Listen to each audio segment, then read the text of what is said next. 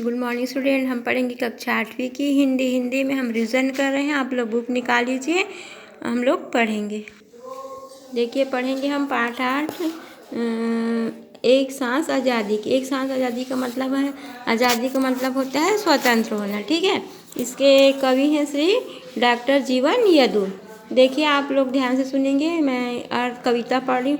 जियत जागत मनखे बर जे धर्म बरोबर होते, एक सांस आज़ादी के 100 जन्म बरोबर होते। देखो कवि क्या कह रहे हैं कि जो जी रहे हैं यानी जो जी रहा है उस कवि यानी उस व्यक्ति के लिए स्वतंत्रता का महत्व बताया। कवि कहते हैं कि जीवित बुद्धिमान व्यक्ति के लिए आज़ादी धर्म के बराबर होती है और वही एक सांस अर्थात छोटी सी जिंदगी आज़ादी के 100 जन्मों के बराबर होती है। अर्थात आज़ादी की छोटी ज़िंदगी गुलामी की लंबी ज़िंदगी से कहीं अच्छी होती है। देखो आप लोगों को कहीं यहाँ मत जाओ, कहीं खेलने मत जा, ऐसा कोई बोल दिया जाता है तो आप घर में रहोगे, लेकिन आपका दिमाग जो है वो काम नहीं करेगा। आप गुस्सा हो जाओ कि हमें बाहर नहीं जाने मिल रहा। उसी तरह अगर जो व्यक्ति जी रहे हैं उनके लिए जो है आज़ादी क्या है, एक सांस के समान है।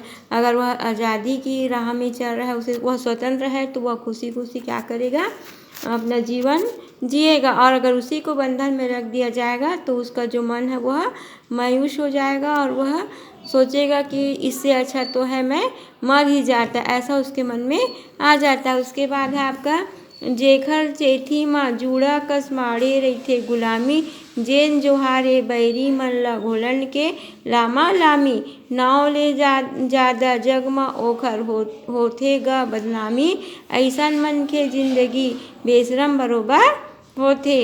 लहू के नदिया तौरत निकलथे बीर हजत के बेरा, सूरज निकलथे मेट के करिया बादर वाला घेरा, उजियारी ले तभे उछलथे अंधियारी के डेरा, सभी प्राणी बर आज़ादी करम बरोबर होते। देखो इस कविता में कवि क्या कह रहे हैं, जेखर चेथी के मतलब है क्या बोल रहे हैं। देखिए हम पढ़ते हैं कि कवि कहते हैं कि जिसकी गले के ऊपर गुलामी रूपी जूड़ा रखा हुआ है, जो अंग्रेजों को दंडवत नमस्कार करता है अर्थात सलाम करता है, ऐसे चापलूस लोगों के नाम से ज़्यादा बदनामी होती। ऐसे चापलूस व्यक्तियों को जिंदगी बेशर्मों जैसी होती है। अर्थात दुश्मनों की गुलामी और चापलूसी करने वाले व्यक्ति से बढ़कर कोई दूसरा बेशरम नहीं है। उसके बाद लहू के नदियाँ तौरत रिथे में है।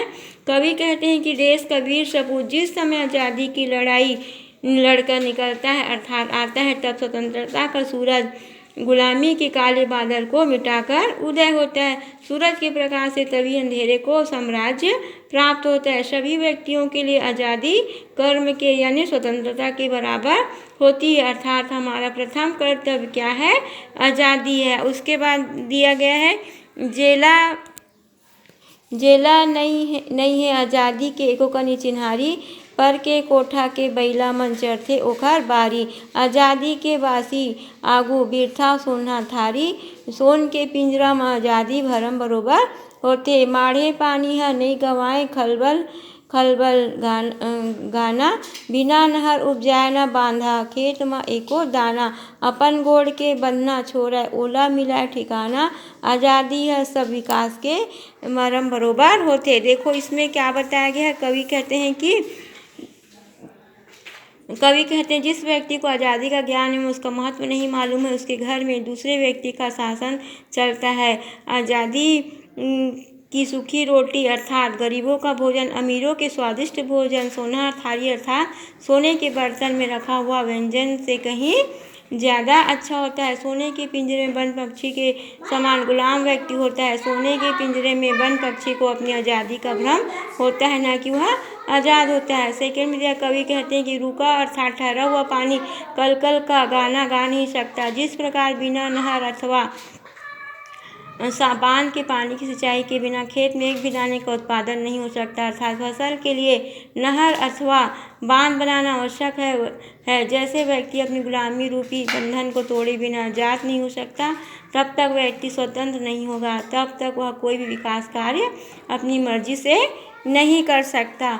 आज़ादी ही सभी विकास का मर्म अर्थात कारण है। गुलामी की ज़िंदगी नरक से बदतर, आज़ादी की व्यक्ति तथा राष्ट्र के विकास का मूल मंत्र। देखो आज़ादी क्या है, राष्ट्र के विकास का मूल मंत्र है। इस पाठ में यही बताया गया है कि एक सांस आज़ादी की, यानी अगर हम आज़ाद हैं तो वह हमारा ज़िंदगी जो है, हम आज़ाद, अगर हमारा जीवन आज़ाद है तो वह ज़िंदगी एक सांस के बराबर होती है। इस तरह आपका यह पाठ कंप्लीट हुआ।